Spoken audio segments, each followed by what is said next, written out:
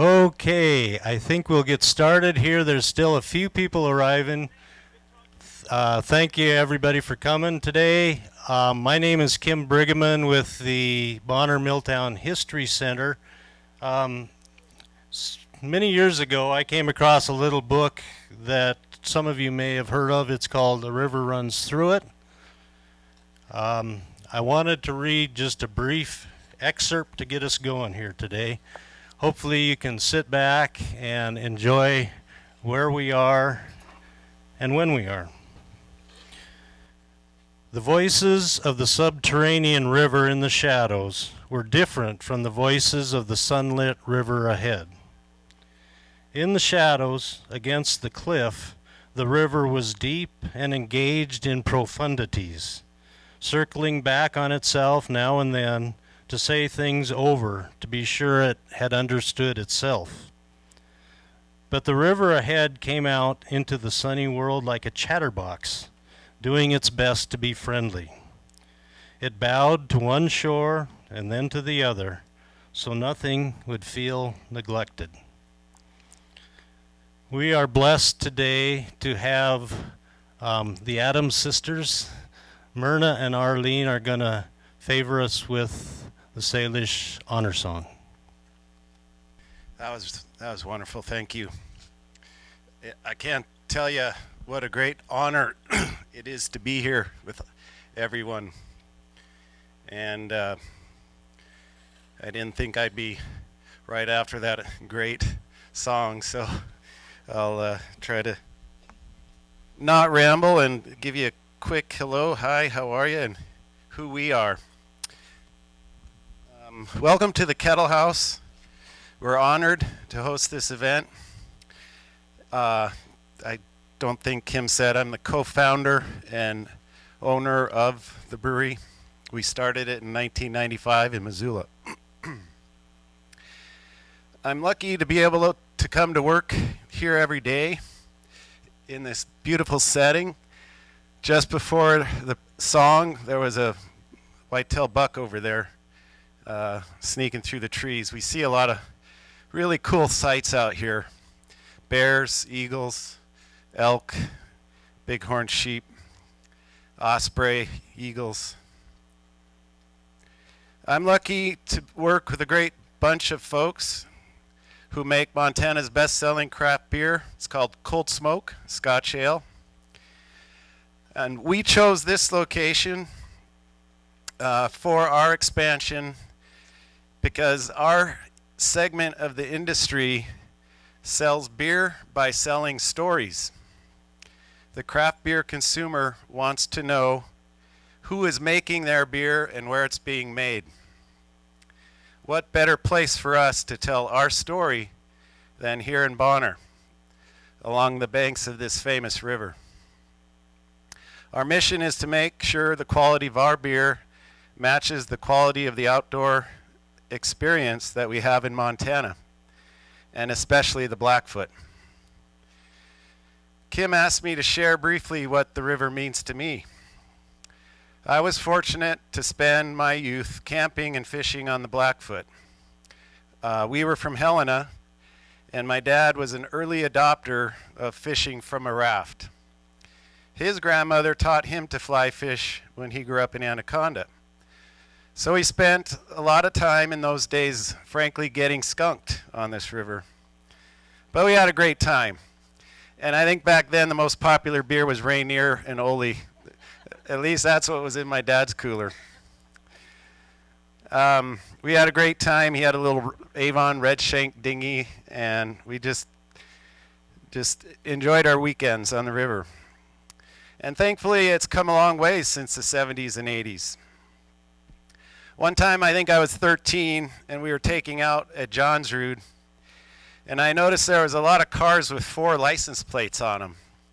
And it kind of made me mad. I was miffed, and I was thinking, what are all these Missoula people doing on my river? I felt a deep sense of adolescent love and ownership of that stretch.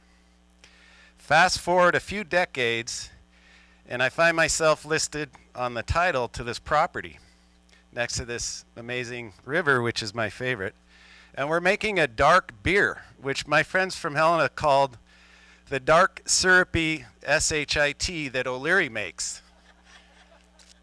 Because they were all light beer drinkers, but now they love cold smoke.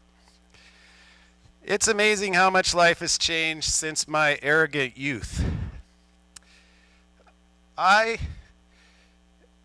embarrassingly aware of the absurdity of thinking that I own that stretch, even as a teenager and even now. And embarrassed that, other people shouldn't come here and enjoy it. It was also kind of a shame that I had a pretty poor sense of geography and place, because I thought Helena was closer to Johns Rood than Missoula was. And it's not, if you're as bad at geography as I was back then. The amount of change that this piece of ground has seen in the last 150 years is hard to grasp. When I think about our Kettle House work family and how we have transformed this area into a brewery, and with the help of Nick Chakota at Logjam Presents, a world-class music venue, it blows my mind. And then I think of the hundreds of generations of Salish. Did I say that right? Salish. I already had that lesson and I messed it up, so I apologize. Salish and First Peoples who spent their lives here fishing, hunting, living, and dying. I'm still overly humbled and awestruck. I feel dumb that I would make a claim of ownership on this ground.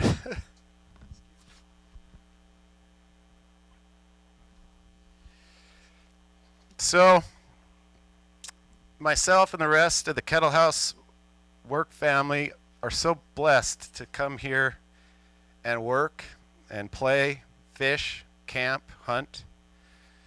What does the Blackfoot and this valley mean to me?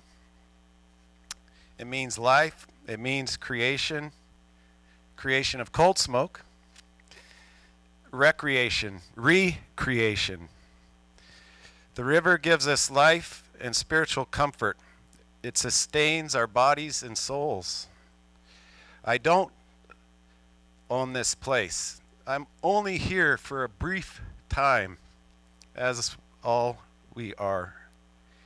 Hopefully, we can leave it a little better than we found it. And thank you all for joining us today in this magical place.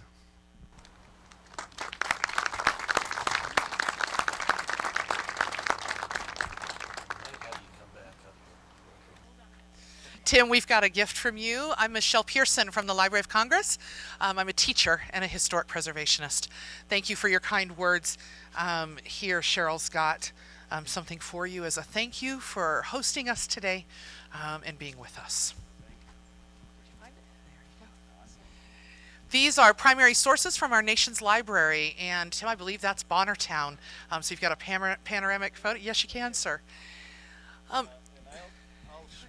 Share this. Come on up, I'll show it to you. And I did bring our can here, so you know this is our beer, and we're the first ones to, in modern times, put it in cans so that we can go down this river. And the reason I did that is very selfish. I wanted to have our beer on my raft. I didn't care if it sold in the stores or not. Well, it did, and that's why we're here. We outgrew our two other locations and ended up at this facility, and it's been a crazy ride. So thanks again for having us. Thank you.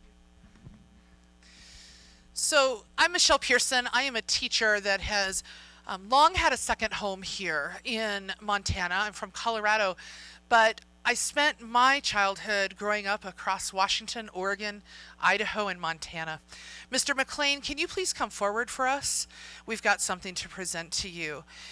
And it's very special. I feel like I'm back home. Cheryl Hughes, right here. I'm going to let her introduce herself. We've been working with John for the last several years on a very special project. I'll explain about that in just a moment. Cheryl, would you like to introduce yourself?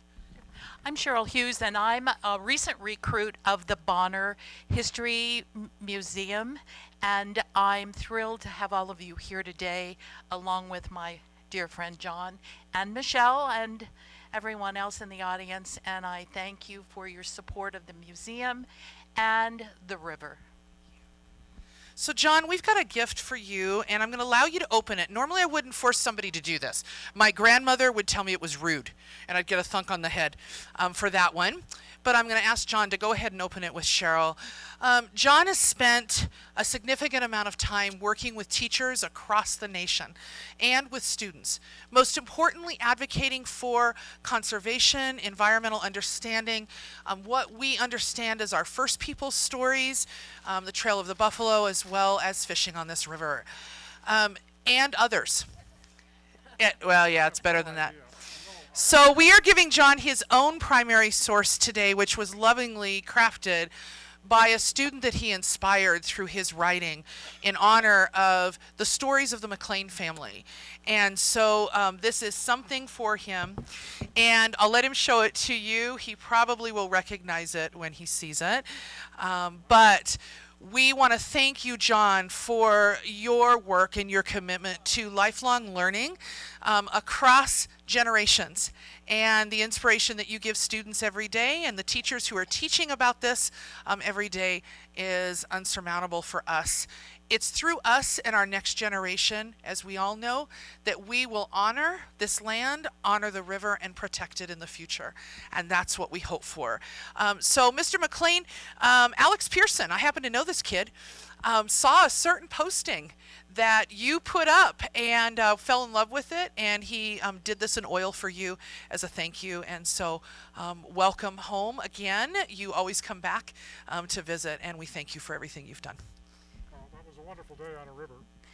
And by the way, go ahead. I think it's, yeah. By the way, Alex Pearson, the artist, is her son, and he lives in Colorado. And of course, Mom had a lot of influence, but he also knows how important John's work is to people across Montana, and he did this as a sign of his admiration for John. Thank you all very much. I really, really appreciate that. It's a beautiful thing. Sorry, Michelle. Oh, yeah. We'll leave it up here so you can browse up and take a look at it. It's a close-up of John fishing, and he's actually striding, it looks like, on a riverbank, and it will show, I believe, family fishing equipment. Is that right? Both a rod and a reel? Is that true? John, do you want to explain? Well, I don't engage in fiction. I do nonfiction. That's the rod is custom-made bamboo that I had made in yellow. They didn't heat it and make it brown because I wanted it to look like my grandfather's rod, an H.L. Leonard, which was yellow. The fish is a brook trout. The scene is on Panther Creek in central Pennsylvania. So, We love Pennsylvania too. Thank you, John. So, John, I'll give you one more piece of information. There's 2 cards here for you.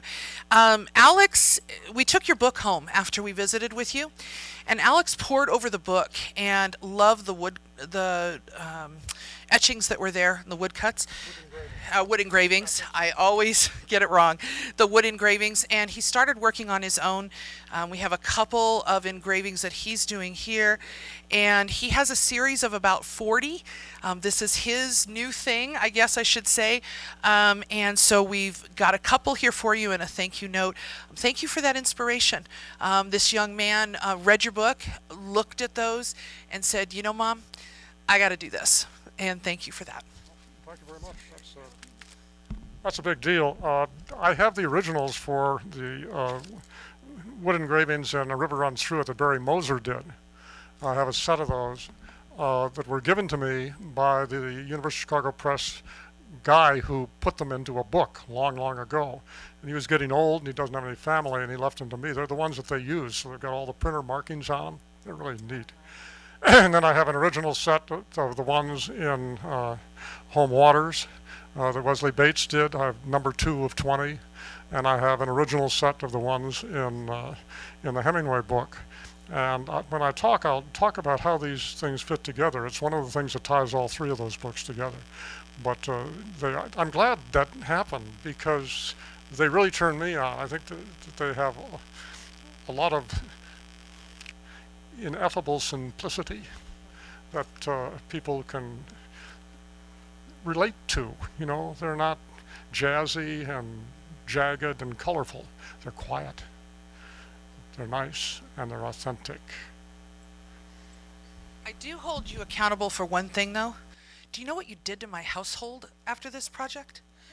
When you have an artist that is carving all of this in the middle of your family room while watching football, let me tell you what my floor looks like. So thanks a lot, John. There's a price for everything. I'm going to hand this back to you. Thanks, Kim. Thank you. Do you want to just walk it down the aisle? Oh, sure. And then we'll put it inside next to the books. Okay, so you guys can see it. Thank you, John and Michelle and Cheryl. I'd like to invite Brandon Dwyer up. Hello everyone, thanks for coming today. Great to see a big turnout like this. This is a special event to support the Bonner Milltown History Center. I'm Brandon Dwyer, president of the West Slope chapter of Trout Unlimited. The West Slope chapter, if you're unaware, is the Trout Unlimited chapter local to Missoula. We're the second largest chapter in the state, about 750 members. And our mission is to restore, protect, reclaim our cold water fisheries around the Missoula greater area, all the way from Flint Creek, Rock Creek, Lower Blackfoot, Clark Fork through town, and we're instrumental in getting a full-time staff person for Montana Trout Unlimited in Rock Creek. We consider Rock Creek our home water, our home destination. Really, what we do, what's most important in our work is we are the first money in on some very large projects. We're the first voice at the table. We're the first one there to say, this is important to our watershed, this is important to our fisheries, this is important for our future, and usually that means we're $5,000 here, $10,000 here, $5,000 here, $10,000 here. Any project that we deem necessary for the future of cold water fisheries, cold water conservation in our footprint. Notable examples would be anybody from Missoula. The Rattlesnake Dam removal is one of our largest projects. Again, first money in, right down the river here, Marshall Creek. If you floated this section, you'll see this concrete box. You always wonder, what the heck is that? That's a fish ladder. That gets native cutthroat trout up Marshall Creek, and actually have a very robust population of spawning cutthroat thanks to that. So those are 2 examples almost within walking distance from here for the West Slope chapter. Our role here today really is just one of support. Happy to be involved. We're also going to be hosting fly casting back here. We'll have lessons, and then for anybody feeling more advanced, we have some trick casting and some fun stuff also. So happy to be here, happy to support. I have to say thank you to our volunteers here from West Slope chapter, especially Lori Lane helping us put this on. Appreciate it. Couldn't do it without you. We are an all-volunteer organization. We all have day jobs.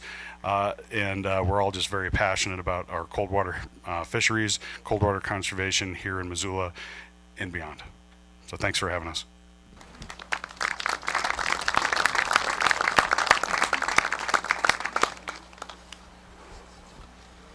Thank you, Brandon. One thing to follow up on what Tim said at the first is beer sales are open in the building and will remain so throughout the program.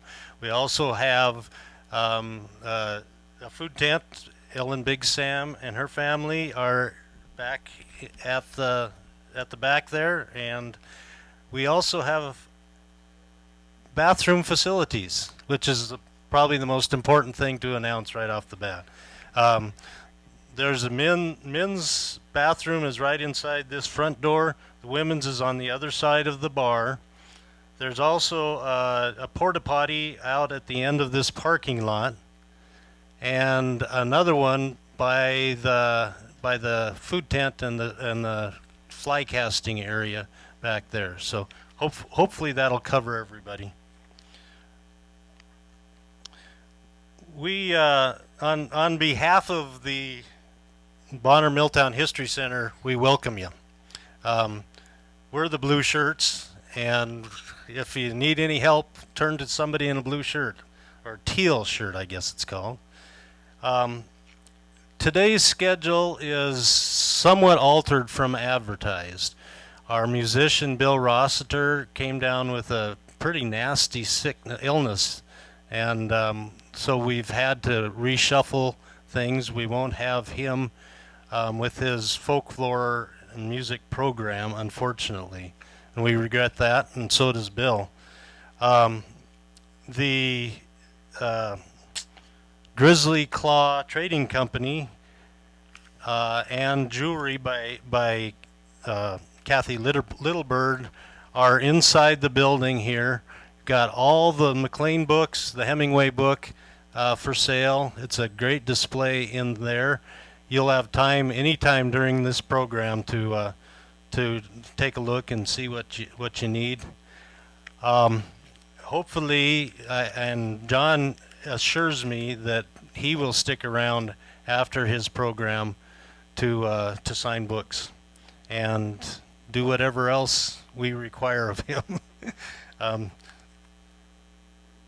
What's next? Oh, on the back patio here, standing in the blue shirt, one of the blue shirts, is Dennis Sane.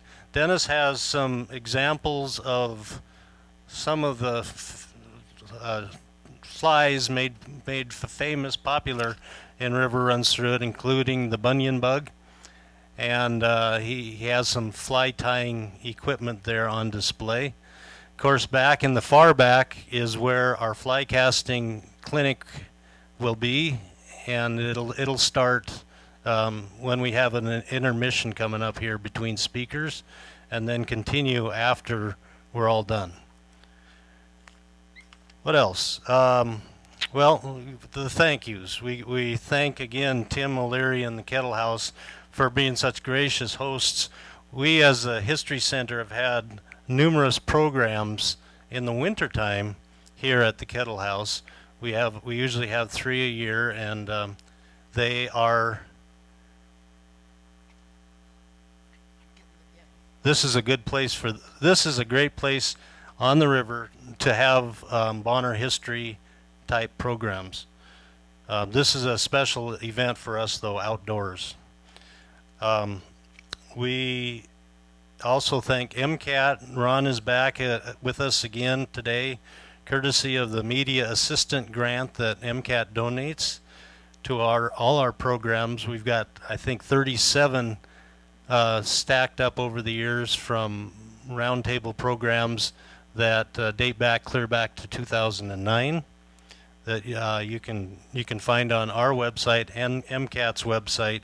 This particular program will be aired on MCAT channel 189 about a month from now and downloaded to its video on demand. Thanks also to Friends of Two Rivers who sponsor the Bonner Milltown History Center. To Walter, our faithful sound technician. And finally to Steve Nelson, Mike Mame, and Mike Heisey of the Bonner Property Development. They provide us a home, the Bonner Milltown History Center, a home in the post office building there in Bonner. We're open to the public on Wednesdays, and we have some coffee hours on Tuesdays and Fridays that everyone's welcome to. And please stop by and take a look. We're kind of hidden there. It's a small area, but it's full of history there.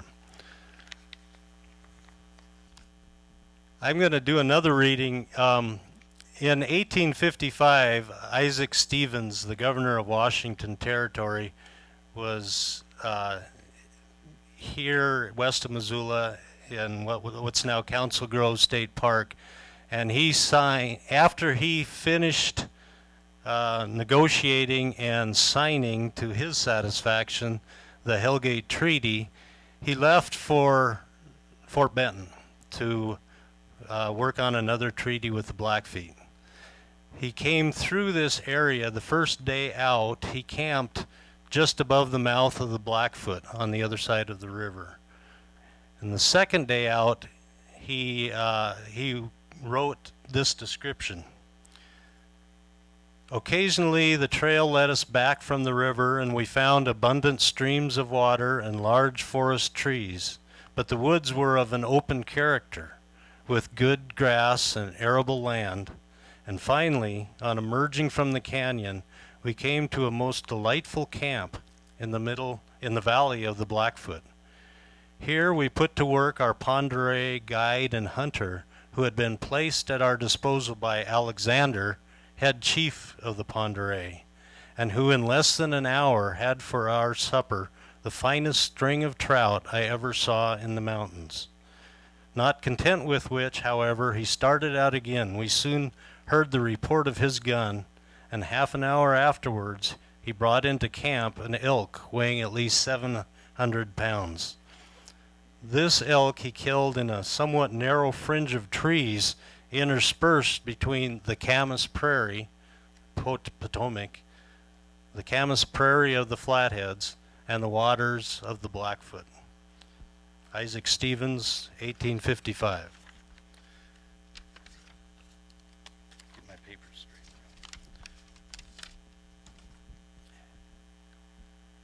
You might ponder two questions right now. Could you point out to your grandchildren or children where your grandmother was born? And the second question is, why is that important? Myrna Adams Dumontier is a dedicated cultural coordinator, educator, and liaison for the Salish tribe. She served as on the tribal council for CSKT, representing her native Arlee district from August 2018 until January 2020. Myrna graduated from the University of Montana with a bachelor's degree in social work with emphasis in addiction, psychology studies, and received an honorary degree from Salish Kootenai College in Native American Studies. Myrna attributes her cultural knowledge to growing up in a traditional family. That traditional knowledge has been applied to curriculum development in various work environments such as Head Start, resulting in the first ever language immersion classroom, and continues to benefit ongoing efforts in her community to preserve and perpetuate the Salish language, culture, and lifeways. Myrna?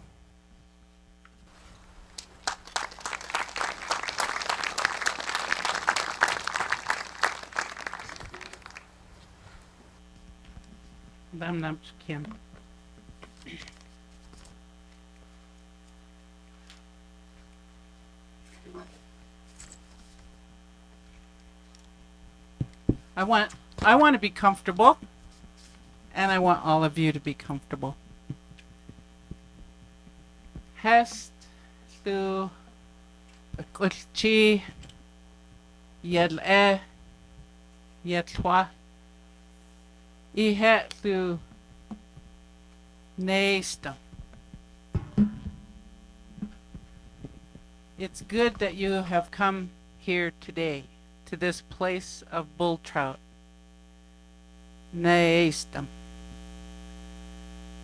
My name is Myrna Adams Dumontier, and my Indian name is Chachoshaskat, which in very, very short translation means shakes her fist angrily at the heavens. I am the wife of Greg Dumontier, whose name is Chwiskat, and his translation of his name is walking to the heavens. So He gets my fist shaken at him a few times.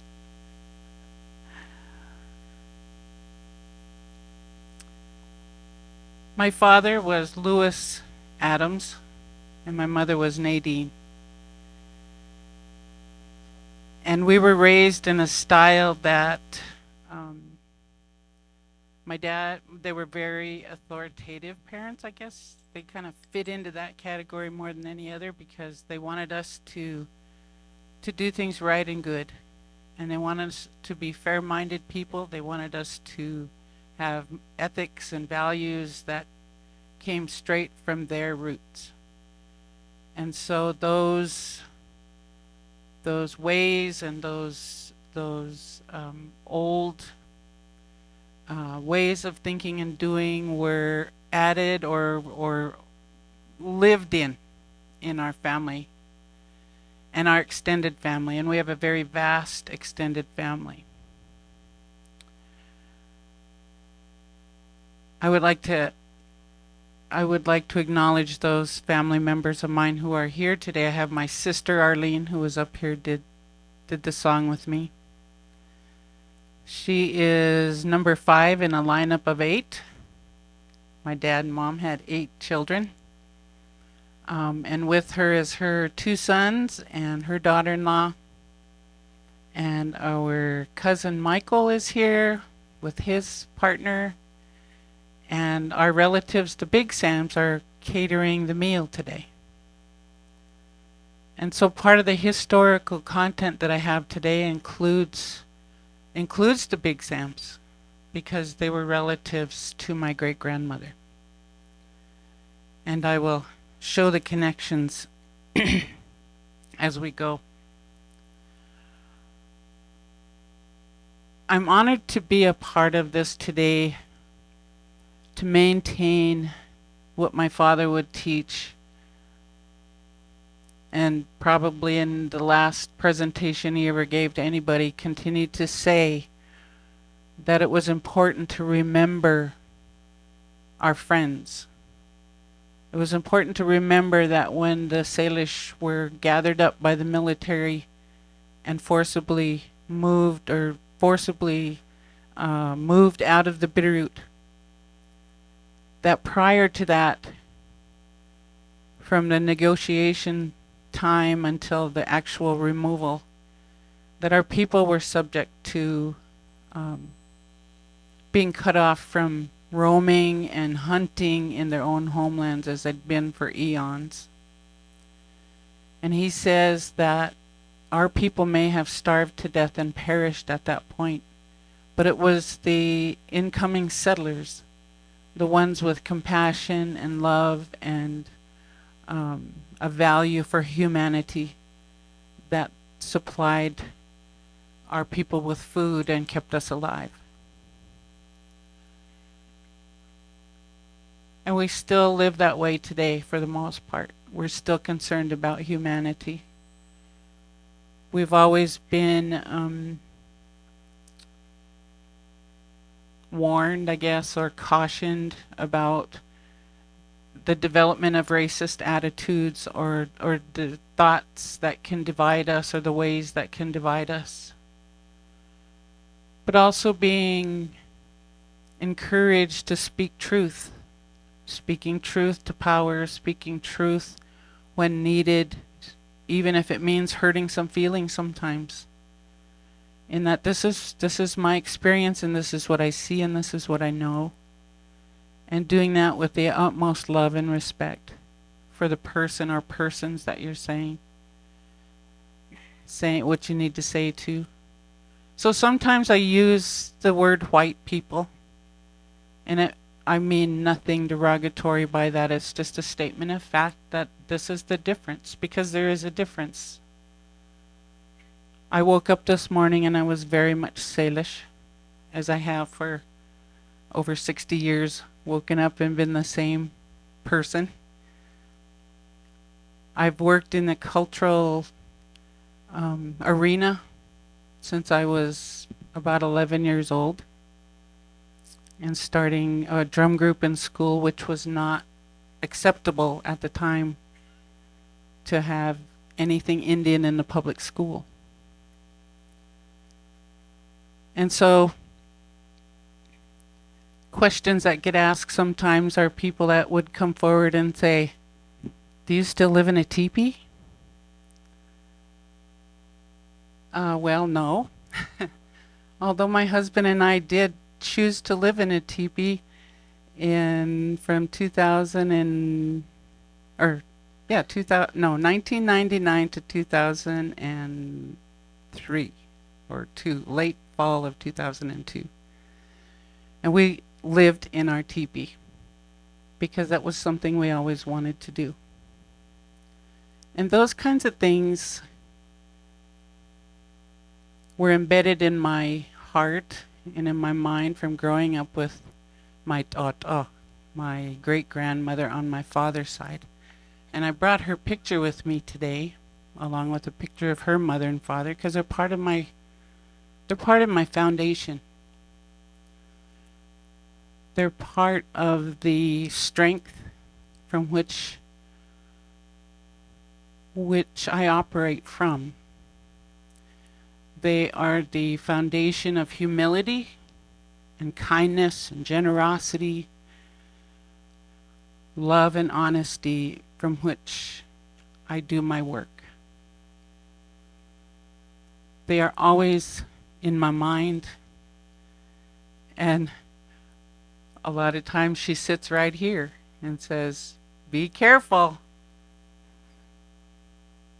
Don't say it like that," or "Don't do it like that." And so I'm so rich that way, to have had grandparents and great-grandparents. I was 9 months old when my great-great-great-grandmother Sac woman passed away. I was 9 months old. And when I was about 7 years old, I asked my dad who that woman was that we went to see, and I described walking into her house, being carried in his arms, and seeing this little tiny woman sitting on this little bed, and she had really white hair, and she took me in front of her and stood me on the floor and took my hands and was baby talking to me, and then started singing a song, and she would say, "In the da, in the da, in the da." And I told my dad, "Who was that?" And he just sat there staring at me. And he said, "I can't believe that you remember that." He said, "You were 9 months old," because she died shortly thereafter. "You were 9 months old." But that's the kind of brain that I've had. I have this photographic ability in certain situations to grab information and hold on to it, whether that's in picture form or from a story. And that has been an ability that has been through the generations. We come from a family of storytellers. My dad was a great storyteller and a great historian, and he loved it. I love the story Cheryl tells of him going out with the Hellgate. Was it Hellgate? Sentinel. See, I did it again. But he would go on a field trip with them to West Fork, Idaho. And they would hike up to where our 5-time great-grandfather is buried, Francis Adams. And he died on a trek that our Salish people took all over this northwest region, seasonally traveling to their favorite places to hunt, fish, gather, to meet other relatives. And on one of those times, they were over the hills in the Idaho side, hunting elk, living, visiting their relatives and friends of the Nez Perce people. On their way back, he died, and he was 80 years old. And so they stopped on the trail at the crest of that mountain, and they buried him, with the intention that they would come back and get him another day in the springtime and move him to the Bitterroot Valley. And he rests there today because they decided that that was the best place for him to be. And so we try yearly as a family to make that pilgrimage back to that. I heard it referred to as the Nez Perce Pass today. I haven't heard that. But by whatever name that passes holds memories for my family and gives us a place to go and to think about the experience of our people on the land. To think about what it was like to be coming across those mountains, either walking or on horseback, in great numbers of people and numbers of horses, and what they were packing, bringing back to their storehouses for the winter in the Bitterroot Valley. What was on their minds? What was in their hearts? Many times, my people, my family, would be in the mountains. We all live in Arlee. We all live in houses. We carry our history. We carry what we know, and we continue to live outside. The mountains are our home. And anytime there was something to do, to go fish, we knew where we were going to go fish. We knew where we were going to hunt. And so, out of the modern way of being raised, we also were very strong in maintaining our cultural value system and belief systems and history and stories about each other and about ancestors and about the land.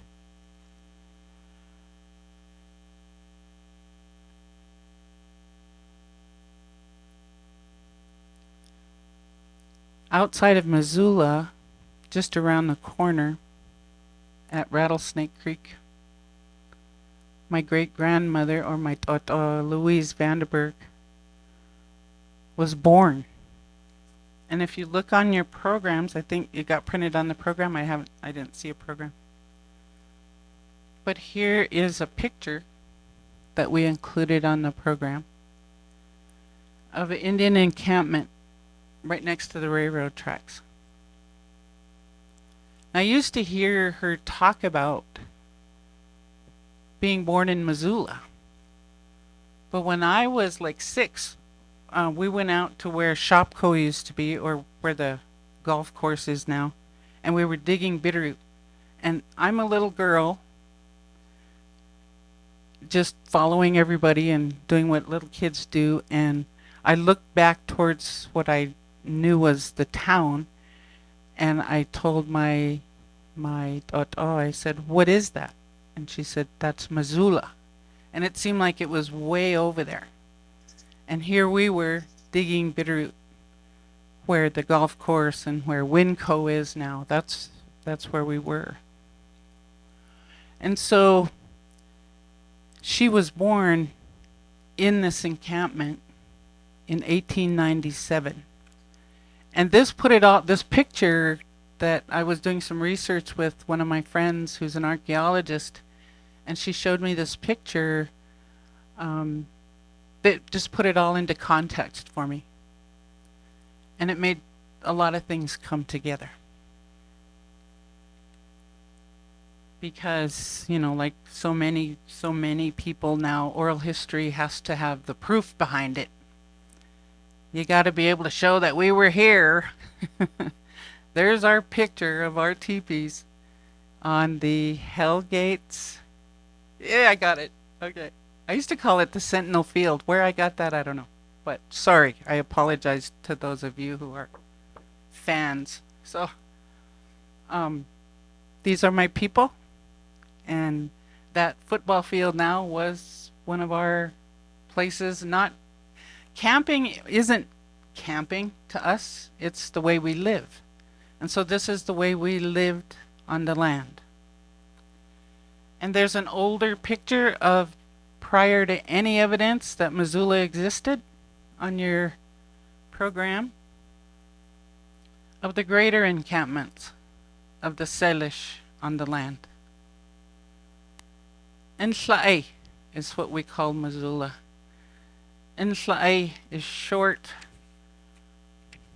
I have to read it because I grew up knowing that it was called Inslae, but the longer name is Inslae Stum, meaning the place of bull trout.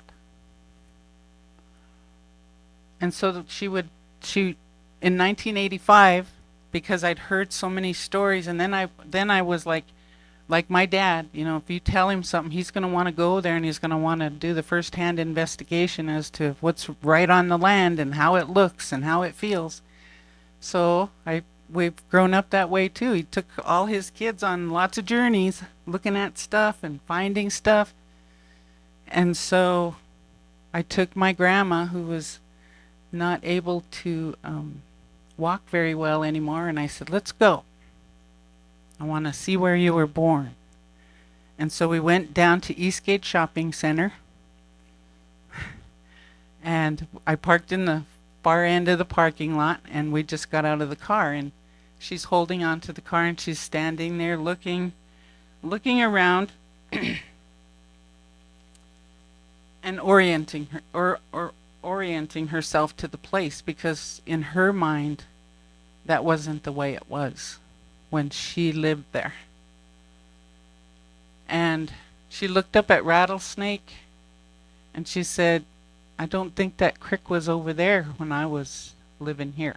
And come to find out, it had been moved in later investigations that I did.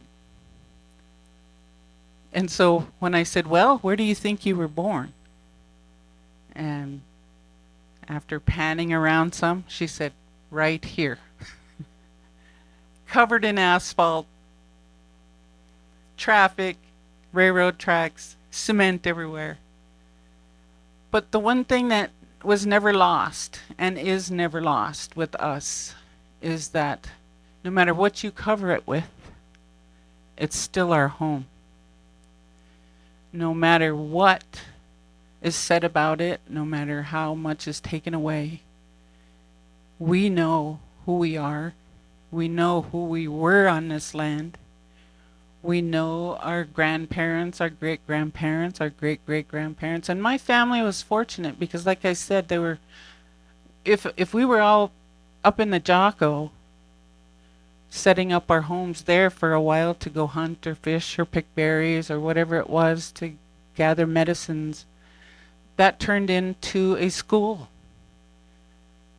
I've been reflecting on that a lot lately because I listened to a lot of stories being told about different character relationships and how things were in families, but also history would always come out of that. They talk about a lot. Today we call it the Bob Marshall.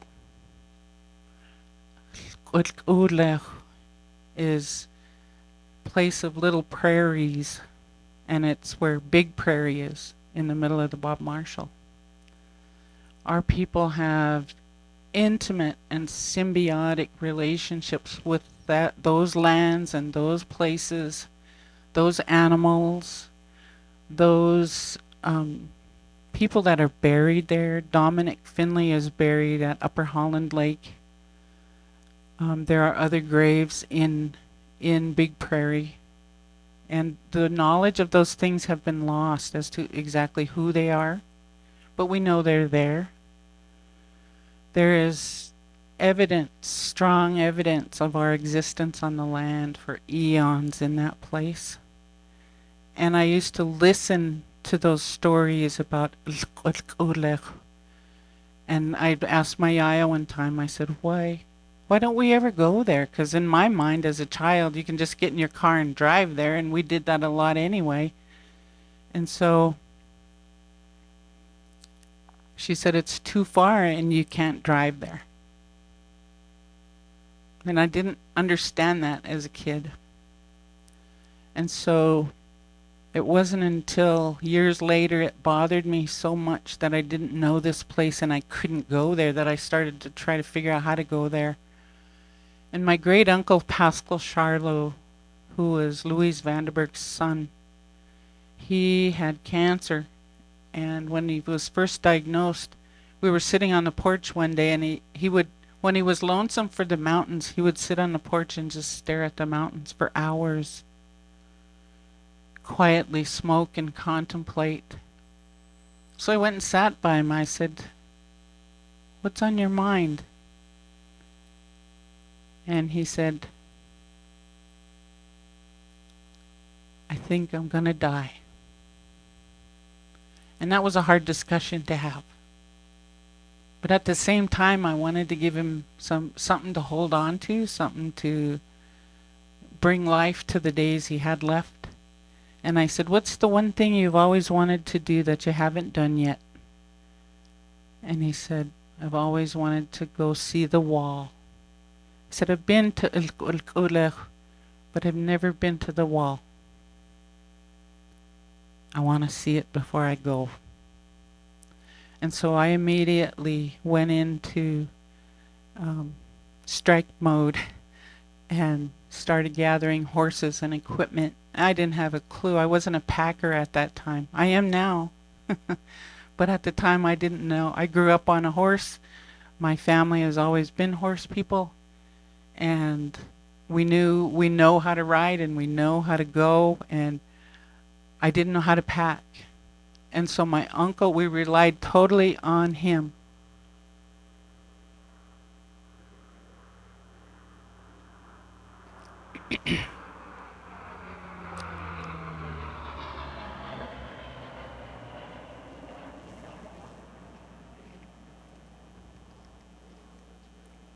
We relied totally on him to help us put this endeavor together, and we got him on horseback, and by the time we were ready to leave, he was about a month and a half away from his last day. And so we put him on horse and away we went. My father and he and myself and my two children made our way into Ulech. And that was the second time I'd been there. The first time I'd been there was with Harriet Whitworth, who is my grandfather, my father's father's sister. And my father's... Wait, no. We're talking about who's related to who here. My father's grandfather, Ines Adams, used to take large groups from the Bitterroot Valley when it came time to harvest bull trout or the sap from the ponderosa pines or whatever, or just wanting to return to one of their favorite homelands. He would take 100 people and 100 horses. At least that's what was available, the horses. He had a large herd of horses, and he made sure that everybody that wanted to go made it there. And on that journey, I envisioned my great-grandfather going up Pyramid Pass, going through Placid Lake, going through Pyramid Pass and over, because my dad or my auntie showed where the old trails were on our journey in. And so when I went there with my dad and my uncle, I was able to tell them what my auntie had told me, or great aunt. And so that's how stories just kept unfolding and reuniting and being reawoken, is that family members would have an experience and then come back and tell the others, and then we'd all go do that or be there or listen to a story of the happenings. And so stories and ways of living, ways of being, ways of doing were always in our family. That's what they were about. I've spent a lot of time in the mountains this summer and had a lot of time to be quiet and think about my people and think about my goals in life from this time in my life forward. What do I want to leave behind?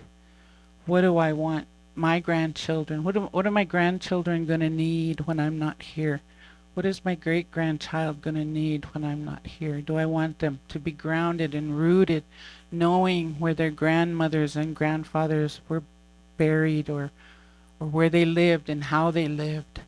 I went to Sealy Lake the other day, or Placid Lake the other day, and I always drive on the road, on Placid Creek Road. My grandfather, my dad's dad, was born. As soon as you cross Owl Creek, you get off the highway and you cross Owl Creek, and you go around the bend, there's that cobblestone house sitting right there. My grandfather was born right there. And so I still stop there. I mean, there's a house there, yeah, but it doesn't take away the fact that eons ago my grandfather was born there. My people had a life on that land, and we still have life on the land. I return to Placid Lake at least once a week because that is a hub. That was a hub for our people going from the Bitterroot to what we know today as the Bob Marshall, and stopping there to camp and feed horses and rest and regroup before climbing Pyramid Pass. And so today we go there to do the same thing. My father is Louis Wilbur. His middle name was Wilbur. He is named after the man who lived there and had relationships with 3 generations of our family. He was a hillbilly type guy. We always referred to him, I did, as like a hillbilly.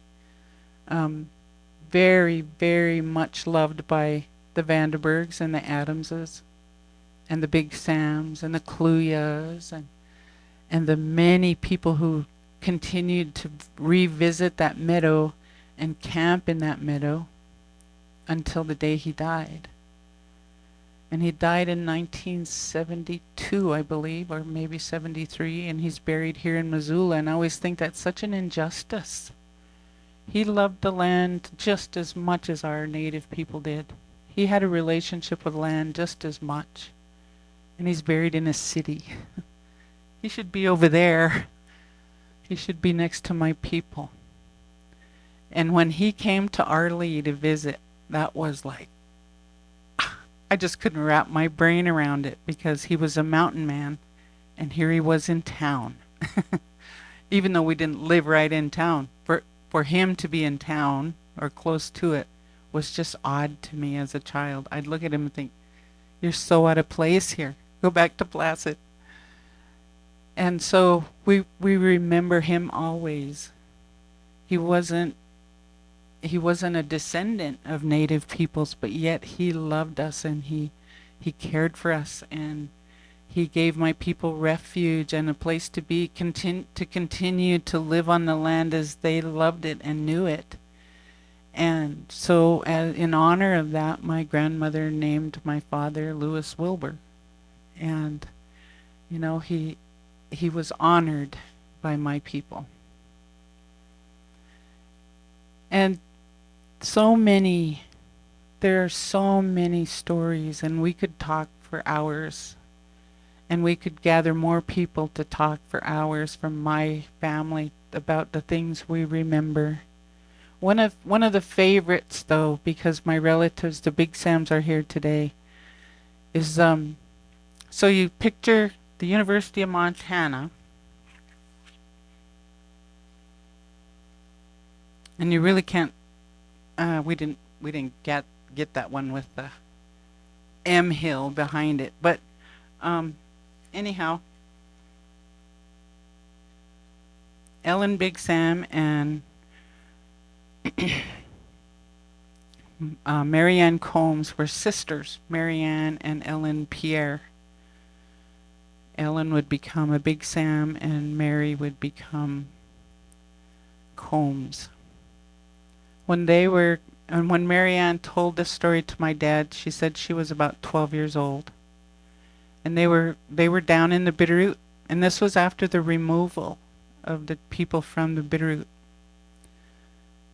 They still went home, and they referred to it as home.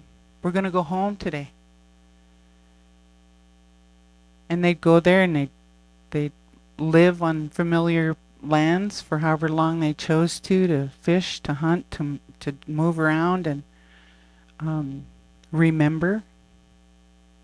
And so on one of those times, they came through and they were in the same area where the University of Montana now sits, grazing their horses, preparing for the next leg of their trip, which would end back home in Arlee. And so they're there in their teepees and their horses and their family. And they wake up in the morning and the fog is sitting really low. And they can't, it's about midway up the M hill. And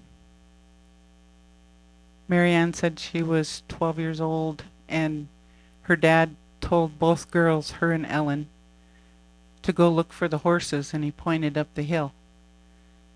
And so they went up that hill. Little girls in moccasin feet climbed that rocky mountain and went up into the top cut where the trees grow. And there were the horses nestled under the trees. And so they roped on to the lead mares, and they brought all the horses back down and brought them back down to the camp, and they were able to load up and head home. Every time I visit the University of Montana grounds, I see that. I see my people everywhere. I see how much their love of the land continues in the things that we're all doing, and the things that we're all starting to acknowledge and heal from. The old ideas about who races of people are, or what land is about, or how we begin to address those things that used to keep us with blinders on. When we get older, all of a sudden there's no more blinders, and we feel for that, whatever we feel for that. Sometimes sadness, sometimes anger. Sometimes we just do whatever we can to avoid thinking about it.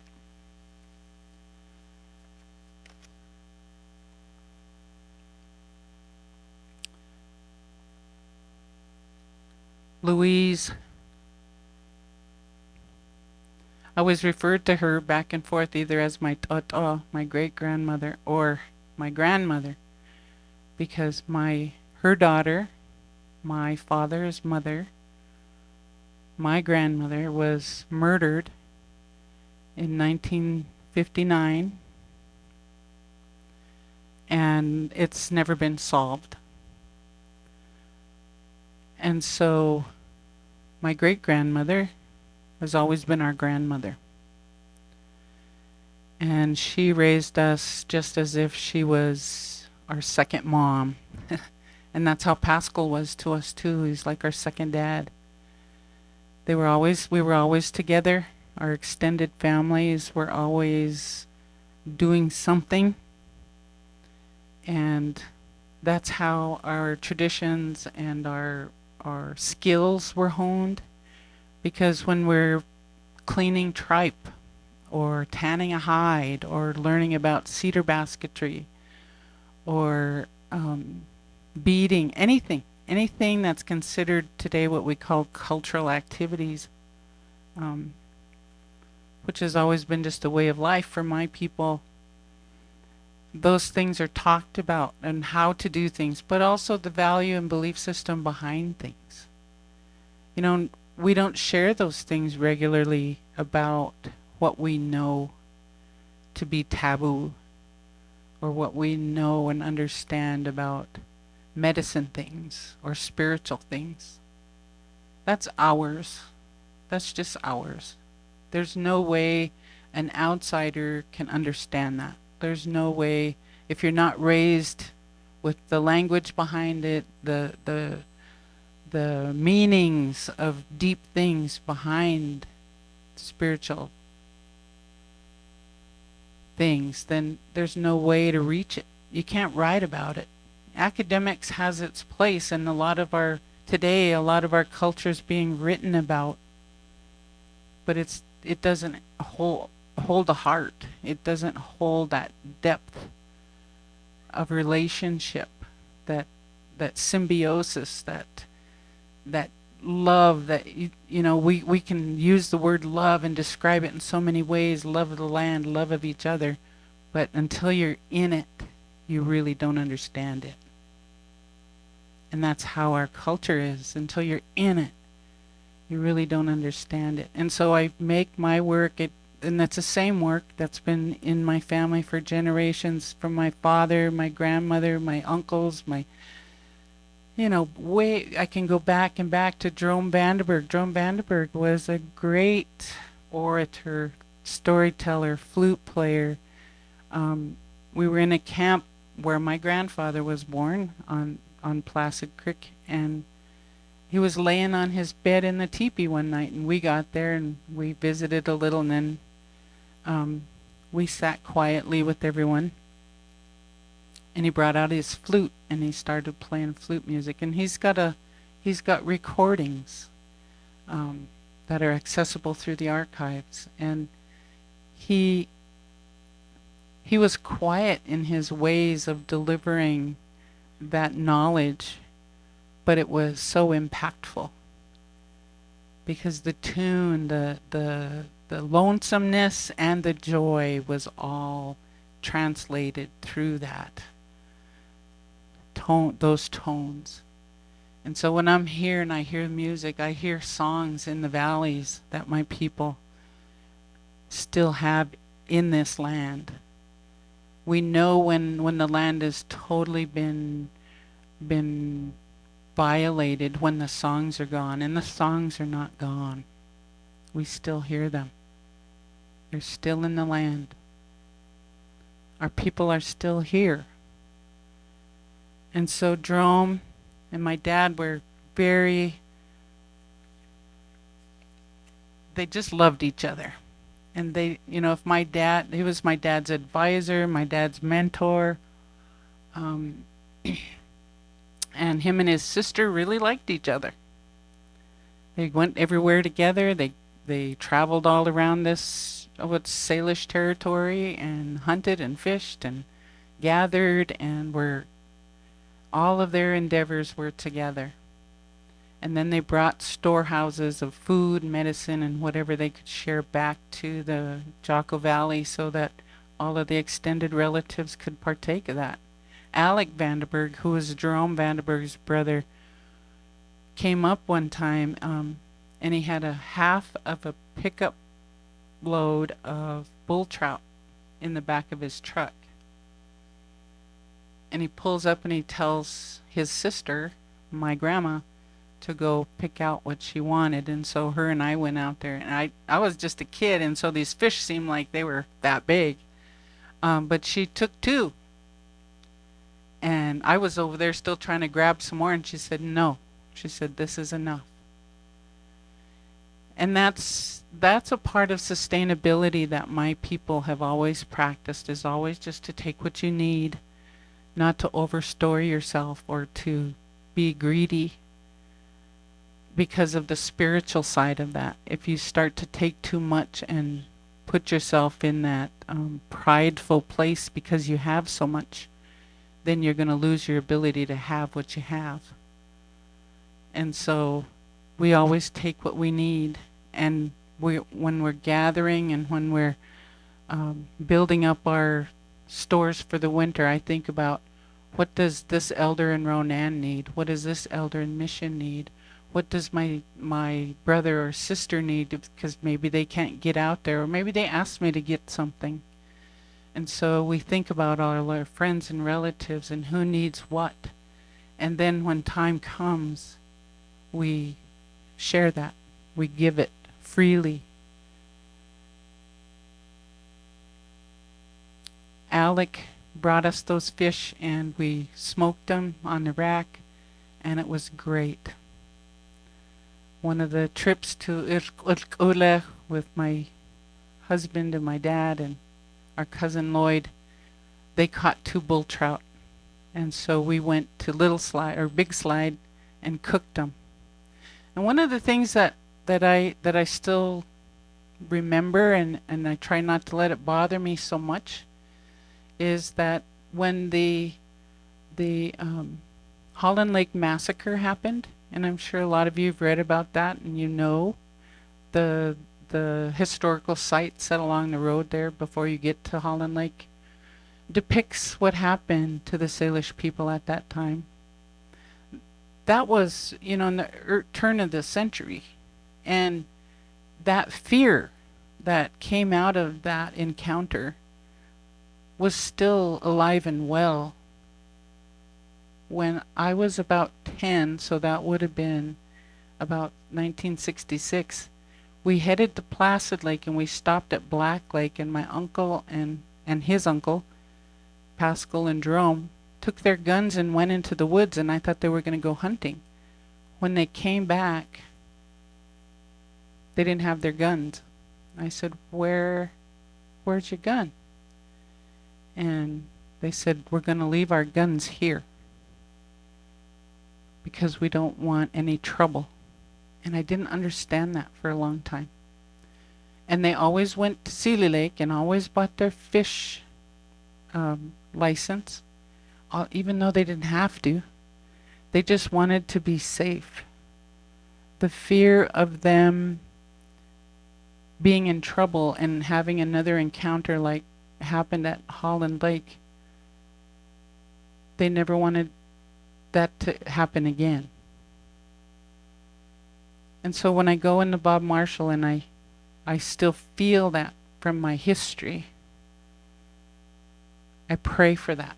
I pray that the rest of us here in the here and now can do the good work it takes to get rid of the divisions and the animosities, the untruths, and the hurtful things. I mean, we can't hide or run away when we can acknowledge them and have honest conversation and say, yep, that happened. Yes, that hurt. Yes. I wish we could change that. Yes. That's when all of us as humanity can begin to heal and be even more strong and able to move forward together than we've ever been before. And I commit my work to my grandmother, to her parents, and to all the people of the land for that reason. So I thank you all for listening today, and thank you for all the new friends that I've been making throughout this journey this past year and speaking in different places. Cheryl always has great ideas. Thank you all so much.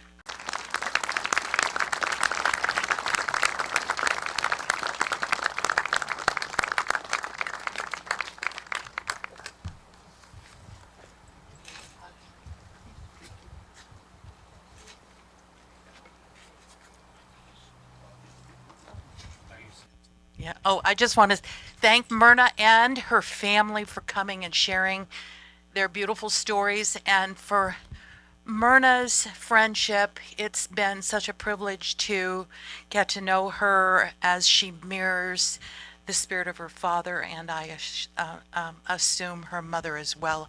I wasn't so fortunate, but her father was one of my dearest friends, and Myrna is proving to follow very closely behind. Thank you so much, Myrna.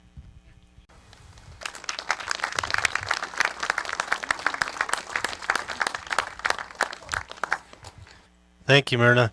I'd like, if he's still willing, to invite Chris Lane up. We're going to hear a little bit of music, and then there'll be a 20-minute or so intermission, at which time, or even before, you're welcome to buy beer, food. Oh, one more thing. I brought some materials with me today because I want people to know that this is out there. For those of you who are students of history and you want to deepen your knowledge, the Flathead Culture Committee, or used to be, now is called the Salish Kalispe Culture Committee, has did some very good work. And so I brought some samples of those things that will tell you of the Salish fingerprints and footprints on the land and where they're at and what they're called. So here's a book of maps and signs, and I'm sure you've run into many signs along the river and the roadways around here of late, and more materials are coming out. So I just brought some for you to look at in case you might want to go down there and purchase one. Thank you. At the Culture Committee in St. Ignatius. And you can, I think the WW is on the back.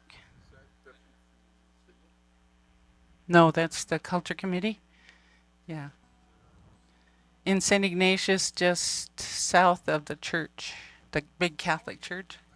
Yeah. All right, thank you. Thank you. Does anyone know what that plane was? Jim does. C-130 from where? From probably Great Falls. Do you think it made it back? He hopes so.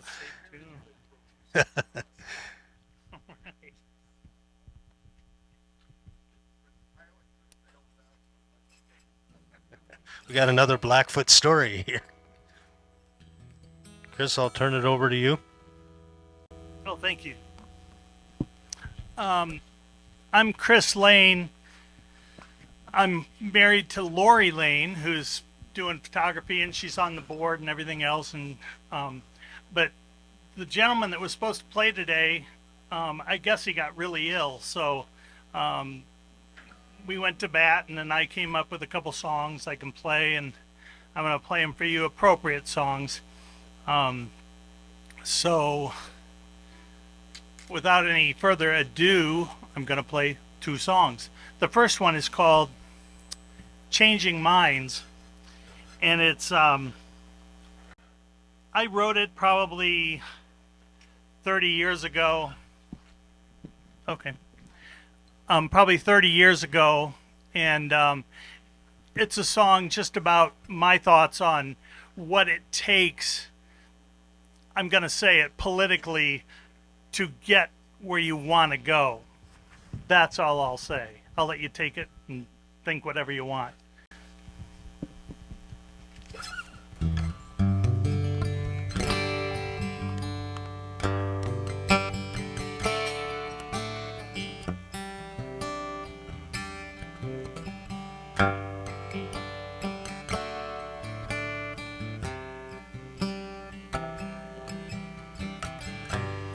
Things that bring pride on things at all.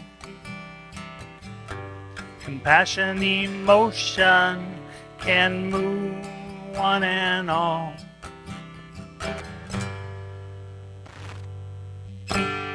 Flowers in the bees are partners go.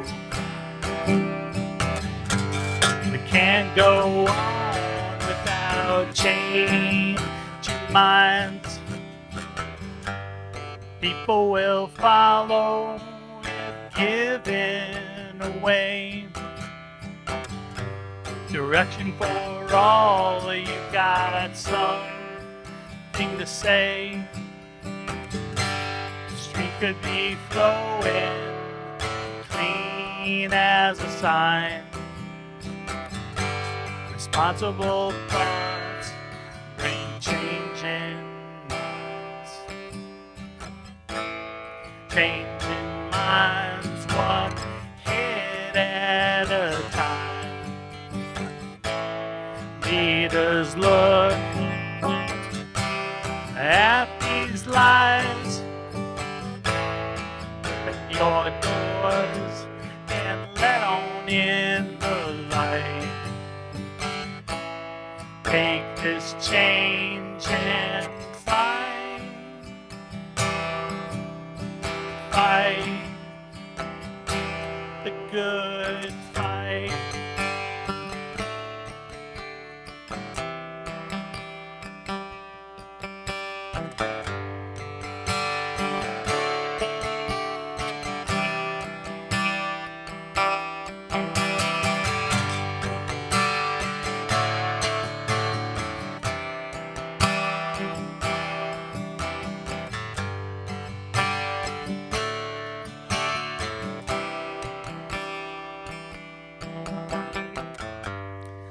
that bring pride are heeding the call. Compassion, emotion will lead one and all. The flowers and the bees are partners, no. Can't go on without changing minds. People will follow if given away. We have something to say. Street could be flowing clean as a sign. Responsible thoughts bring change in minds. Changing minds one head at a time. Leaders look at these lives and let in the light. Make this change and fight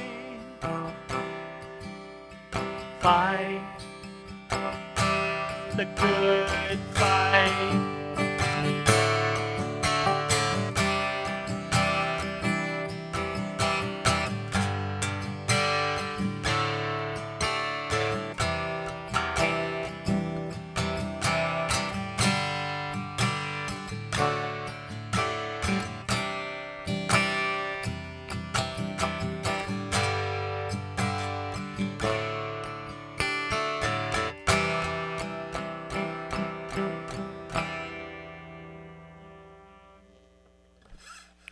Thank you. Now I'm going to write a song that was written. The words came together probably 7 miles from here, again, 30 years ago. I was driving down the down the Blackfoot River at night, and the words came to me. I had to pull over and write them down. And it kind of evolved, and the music came out later, but it's a song about the river, so, and the spirituality that goes with that and everything else. So I'll attempt to play it now.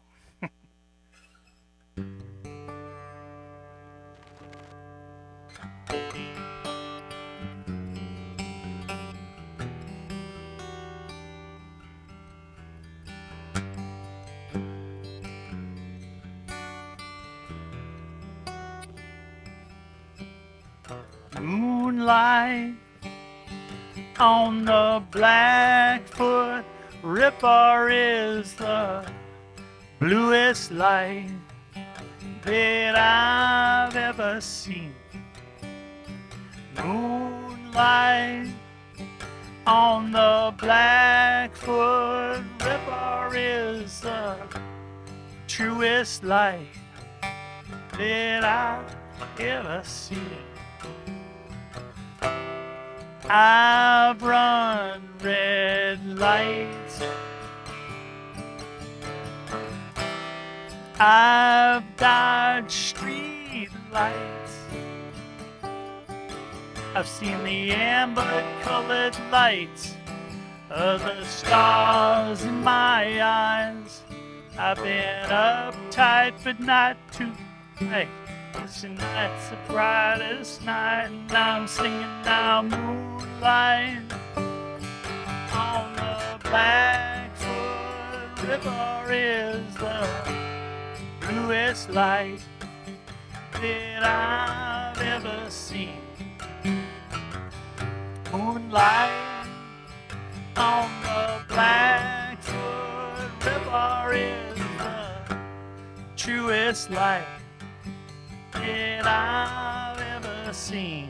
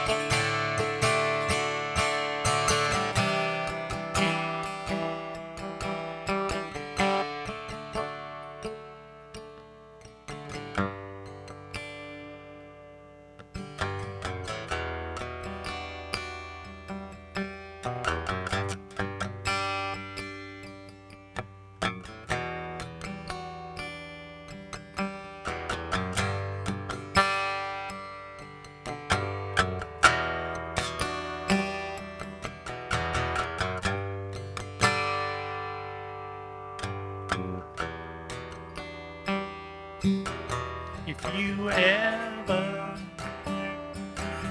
lost something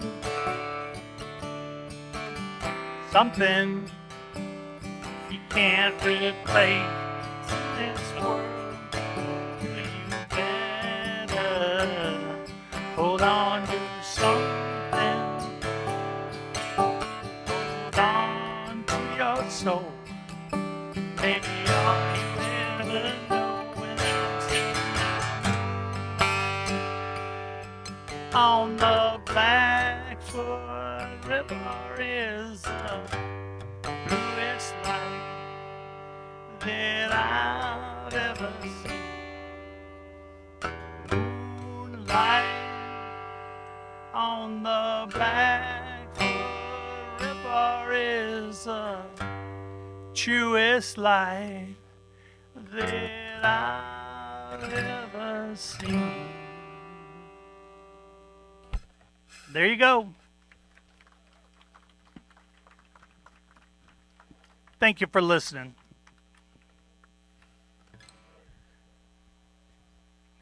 Thank you, Chris. We'll take about a 15-minute break now. Get up, stretch your legs, buy some beer or food, and you can get a start on the fly casting. We'll be back in about 15 minutes. A quick reading from Home Waters by John Maclean. Of all those times my dad and I fished together until we ran out of daylight, the most enduring picture that I've kept of my father is of coming upon him one evening at sunset on the Blackfoot River, when the fish were rising and our attention should have been on the water. Instead, he had put down his rod and was staring skyward.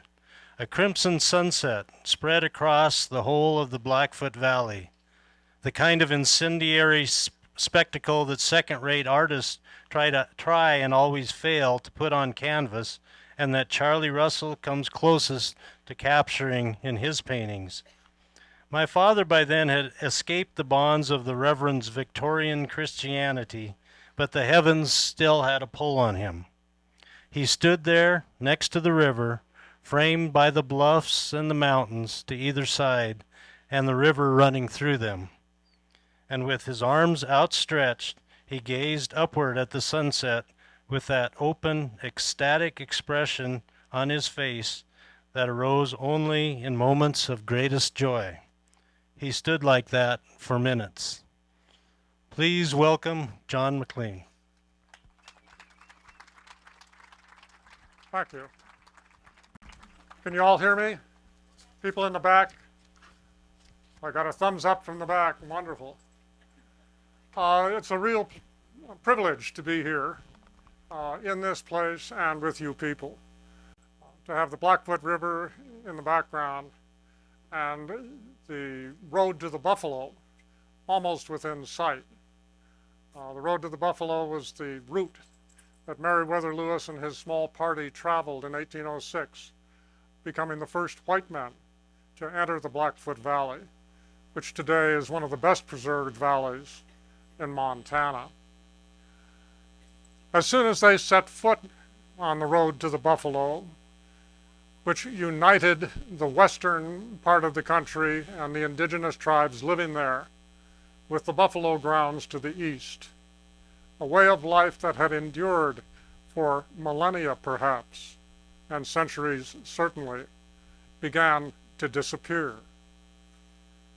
The artifact of that road remains today, and it would be over the ridge here on the Cowboy Trail, and one of these days, in the next couple of weeks, Kim Brigham is going to take me up there so I can see that part of it. There's a chapter in Home Waters about the road to the Buffalo, and several people told me when I wrote it, he said, you ought to throw that out. We know everything we need to know about Meriwether Lewis. You're telling twice told tales and not much happened on that trip. And I said, well, to hell with you. I'm going to give this a try because it's our story. It's the story of the Blackfoot Valley.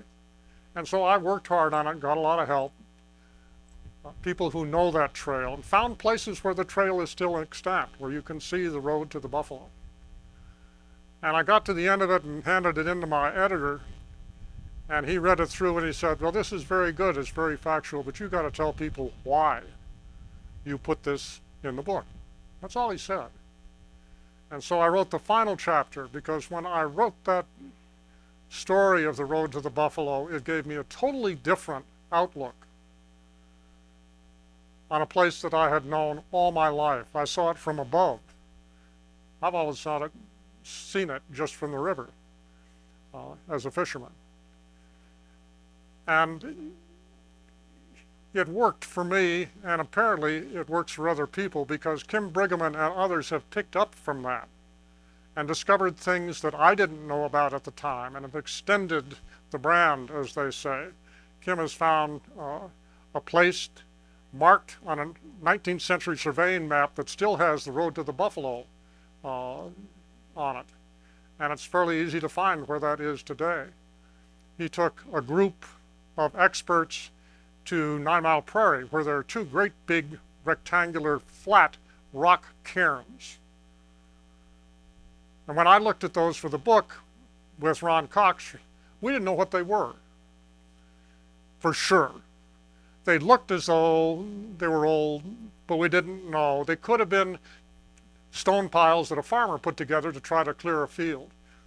But if you walked between them, you went right to an aspen grove up against the 9 Mile Hills, where Lewis and his party dined or had lunch. Dined is the word in the journals. So, why are they there? When indigenous peoples had rock cairns on trails, they had a number of meanings, like hello, have a good trip, and they were sometimes religious, but they were all up like that. These are flat. So when Kim took his party there, it included an archaeologist who looked at it and immediately said, these are ancient rock cairns. The lichen on them is hundreds of years old. So they were placed there by First Peoples, probably as a marker. I don't want to get too far into this, but when you come out of that narrow gulch above Belmont Creek, and suddenly you're in 9 Mile, you're all over the place. And the Indians, we think, traveled in a straight line, Indian file, but they didn't. They would spread out. So this marked, hey guys, this isn't just a wide open field. If you want to have a nice lunch spot, go right between these rock cairns.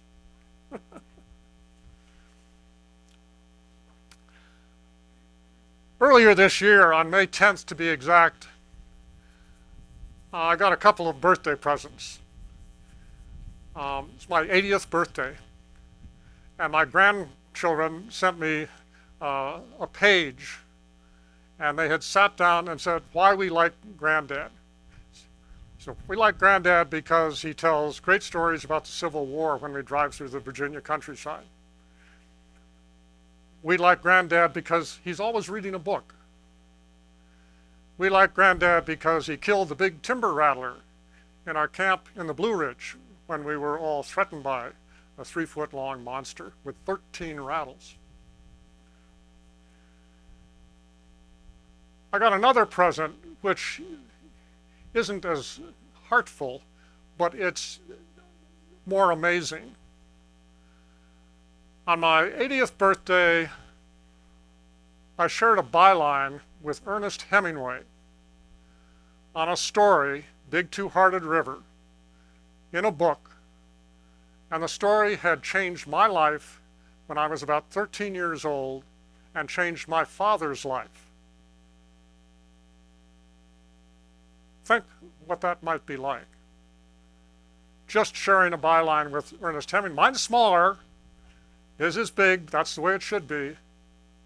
But just to be on the cover of a book with that guy who gave it all for writing, and to have it be a story that changed your life and your father's life. I think without Big Two-Hearted River, all the Maclean books, all 10 of them, would have been written differently. I think it is possible and perhaps even probable that none of them would have been written. Well, why is that?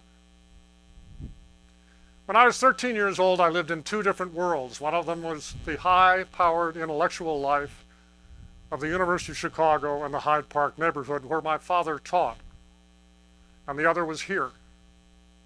We would spend all our summers out here, and it was magic. It was Eden. And I wondered, why don't we spend all our lives out here, thinking that the weather that we saw in June, July, August, and early September, that's what it's like all the time, right? But we would go back to Chicago, where it was a totally different life. And it was a schizophrenic existence, not only for me, but for my dad. You try to put those two together, and you got your work cut out for you. When he gave me Big Two-Hearted River to read, I said, this is it. Here in words is what we do. My dad and I talked about it over and over again. And his point to me, in many ways, was, look, this shows you, son, that fishing can be literature. And this was vitally important to him. There was a long gestation period after this before either one of us wrote books. My dad always wanted to be a writer, and it really worked on him that he wasn't. He thought of himself and sometimes treated himself as though he were. And if he would write something short, a eulogy for a friend at a funeral, a remembrance of somebody, you know, the usual 1,000-word essay, we would have to listen to this. And it would be read to us as though it were great literature. And we'd have to comment on it. He tried to write a book about the Custer battle and failed. He tried, and it wasn't working, you know. Here's a guy who's getting into his late 60s. He was a great teacher, recognized as a great teacher, but he wasn't doing what he knew he should have been doing. He wasn't being a writer. He had a lot of medical problems at that time, and I think that they were associated with this terrible frustration. Domestic situation was bad, my mother was ill, things looked like he wasn't going to make it. This wasn't going to happen. Then at the age of 70, he sat down, my mother was gone, and began to write. And he wrote two stories, which are in the back of A River Runs Through It. Those are the ones that were written first. And he looked at them and he said, I've been trying to write about my brother. And his name isn't in any of these. And if I'm going to do this for real, I'm going to have to write that story straightforwardly, the way it happened, or the way I see it in writing as having happened. River Runs Through It is the only story about fishing. And I swear to you that when he started doing that, Big Two-Hearted River was working on him. Big Two-Hearted River was telling him, yeah, this works. Fishing is okay. 60% or more of A River Runs Through It is about fishing. Not the subject you would expect from the William Rainey Harper Professor of English at the University of Chicago, whose Shakespeare classes were so popular that people would take sleeping bags to the gym the night before registration to sleep out to get in his courses. He won the Best Undergraduate Teacher Prize, the Quantrell Award, more often than anyone else. And sometimes he would win it on votes because the undergraduates vote for it, and they wouldn't give it to him because we can't keep giving this to the same guy. You know, there are other people around here who need a little nudge too. So he wrote his final story about his brother, and it is of high enough literary quality to carry the whole thing. And then, geez, he felt wonderful. He was doing finally what he always wanted to do. So he was going to write all kinds of books. His medical problems were almost mostly behind him. He was feeling good. Come out here, go fishing. Friends were still here. And he took on the Man Gulch fire and worked on it for the next 13 or 14 years and never finished it. There are various explanations of why he couldn't finish it. One is he didn't last long enough. But 13, 14 years is long enough to finish a book. I think the best explanation is that he tried to make it into two things. He tried to make it into a classic tragedy, which he knew very well. That he thought tragedy was the highest form of literature, and he tried to work it into a tragic mode or model. And he also tried to underpin it with the great Christian drama of the death of Christ, without ever mentioning Jesus until the end.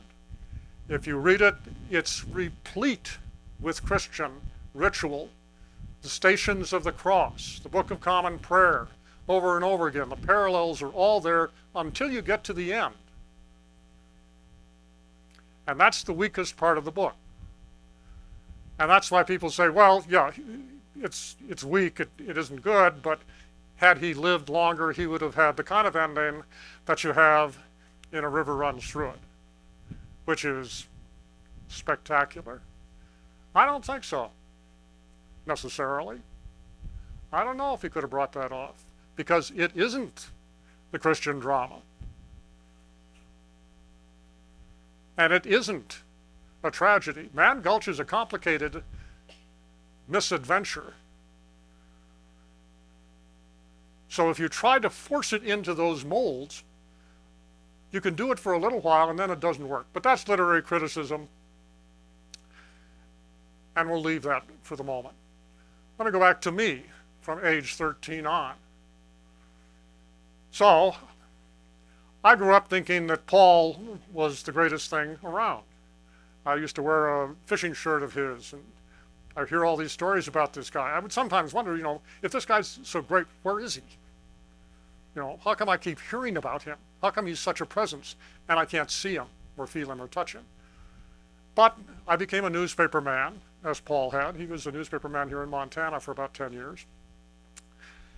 And fortunately, I veered away. Let's not say totally avoided. Let's say veered away from some of his difficulties. Remember my dad talking about Paul's lack of prowess as a poker player. He said, he had to win some of the time. But Paul's problem was that he would not win very often and would look to his family to bail him out, which is why he got to Chicago. He got in a lot of debt. He had a wonderful job here in Montana. He was the political correspondent for the Helena paper covering politics and the legislature. That's a lifetime job. He was feared, he was respected, everybody knew who he was, probably didn't make much money. That's the game, sorry, it's still like that. But that's a lifetime job. Why did he leave? He left because he was in heavy debt. His family paid it off, and the price was you have to go to Chicago and do what your brother tells you to do. This is not good when you're in your 30s. Wasn't married, didn't have a really serious possible partner and mate. Had a great job and couldn't keep it because he couldn't contain himself. So his death became mythic in Chicago. When I got around to writing Home Waters, one thing I wanted to do was to straighten out some of the nonsense about Paul's death. Some of the mythology that I'm sorry, it wasn't like that. I know where a lot of it comes from. A lot of it came from my dad. He didn't want it to be a meaningless back alley beating that resulted in death. He wanted it to have something, even if it was a gambling debt, that made it more something you could choke down a little better than meaningless deaths. So I got a lot of the documents. I worked for the Chicago Tribune. I got all our files. Uh, I've got the court documents from the time, which includes the police responding, includes my father responding at the coroner's inquest and all the rest of it. And I wrote it, and it's in Home Waters, and I'm not going to go over it anymore. And it's not very happy. But since that came out, I have gotten a number of calls from people who say, hey, I remember what your dad said, and you've got it wrong. He said that your Uncle Paul was in terrible debt to an Irish mob on the south side of Chicago, which, by the way, he probably was. And that this was them exacting whatever, not getting any money out of it, but beating him up because he was not paying up on his debt. Well, wait a minute, because it was late on a Sunday, early on a Monday morning in a Afro-American neighborhood on the south side of Chicago, where he was seen in that neighborhood by two separate witnesses earlier trying to start a fight with people. And when they got him to the hospital, the nurse thought that he was drunk because of the way he smelled. So, yeah, interesting that my father said all that, and I know why he said it, but that ain't the way it happened. That's me being me after 30 years in the newspaper business. After 30 years in the newspaper business, I hadn't written a book. I had a lot of fun. Spent most of my career in Washington, D.C. Used to fly around the world with Henry Kissinger. Covered a lot of stuff. First moon landing, Martin Luther King riots, got shot at. Had quite a time. But like my dad, I got to a point where I was wondering what I had done with my life professionally. I was 52 years old. I was tired of the Tribune. They were a little tired of me. And I wanted to get out. I could never have gotten out the way I did without Young Men on Fire. The Apocrypha is that my sister and I and the University of Chicago Press rewrote that for Norman. That's wrong. We took the draft of Young Men on Fire to the University of Chicago Press. A young editor read it and said, look, this is the way books look when they come in. He said, there's lots of repetition, things are not quite in the right order, but I can straighten this out. And he did. And I talked to him about it afterwards. I said, you know, people are going to say that we rewrote this thing for Dad. And he said, no, we haven't. I said, well, would you write an essay about what you did? And he did. He wrote a one-page essay on what he had done and what he had not done. And he said, you know, I did rewrite only in one case where we had to have a transition. So I got the assignment to do the first audio version of Young Men on Fire. And I did it at the cabin here in Seeley Lake. And it's the easiest job I've ever had.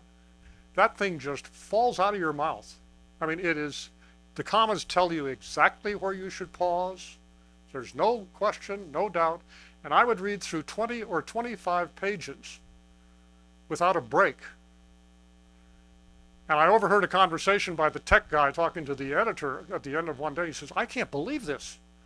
You know, sometimes you go 2 pages without a break, maybe if you're really lucky. No, you're going to have to go back and reread. He said, we're going 20, 25 pages. And that's because of the way it was written, not because I'm some genius. But I got to a point in reading it out loud where it wasn't like that. And for 3 sentences, it went plunk, plunk, plunk. I said, oh, that's what Alan Thomas wrote in. That's the transition. And it was.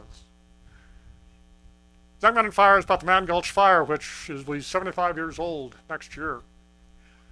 In 1994, there was a very similar fire, the South Canyon Fire on Storm King Mountain in west central Colorado that killed 14 firefighters, 3 of them smoke jumpers. It was led by a smoke jumper from Missoula, Don Mackey. It was a mirror image of what had happened in Man Gulch. The numbers are almost the same. The terrain is hauntingly the same. In Man Gulch, you have Willow Mountain in the background, and then you have the gulch going down to the Missouri River. In Colorado, you have Storm King Mountain, You have the gulch going down to the Colorado River. Exact same thing. The crew gets down in the bottom of that gulch, or too far down in the case of South Canyon. The fire gets into the bottom of the gulch, chases them on the race that couldn't be won, as Richard Rothermel famously described it, and they are caught on the side of the gulch and killed. So I had a story, and I set off at the age of 52 with the sure and certain knowledge I could never get back in the newspaper game at the level I had been before. The one thing, the newspaper game was falling apart. I got out just before that happened. I mean, I walked out on my own steam, picked the way I wanted to do it. 5 years later, they're throwing people out the front door. Tribune Company in one day riffed 2 Pulitzer Prize winners. Sorry, guys. Boom, you make too much money. You're out of here. They went bankrupt. I didn't. I wrote 5 books about fire. And it got to a point where I was beginning to feel like Nick Adams in Big Two-Hearted River. Like the world is a little wobbly. Something's off, and I can't quite figure out what it is. Then I caught a big fish on the Blackfoot River. It was the biggest rainbow I had ever seen on the Blackfoot, let alone tied into. And I did it on the Muchmore hole, which is the only hole on the Blackfoot that is positively part of a river runs through it. There's a description of it, and a river runs through it. That's the Muchmore hole. And the people who have studied this say that's the one. There's a general idea of where the hole below the mouth of Belmont is. I will tell you, my father and his friend, George Kunebergs, went to find that spot. Where did that scene happen? It's the last fishing trip. They watch Paul. It's a beautiful scene. They're sitting on a bank. They have a wonderful conversation. And my dad couldn't find where that was. The Muchmore hole you can find. And that's where I nailed this big fish. So I'm sitting on a log after I'm done with this thing, thinking, you know, that's kind of a loop. I'm just come to the end of a loop. And that's enough. I'm okay. And I walked away from it. My friend, Jay Probst, who owns the ranch on the Muchmore hole and has been with me that day, came to me later and he said, John, would you write a little story for my anglers group in Chicago about this? I said, yeah, sure. So I wrote a little story like that, and it was in the anglers group, and a friend of mine saw it and said, gee, that's a good Montana story. Why don't you write that for Big Sky magazine? They'll pay you. I said, they'll pay me?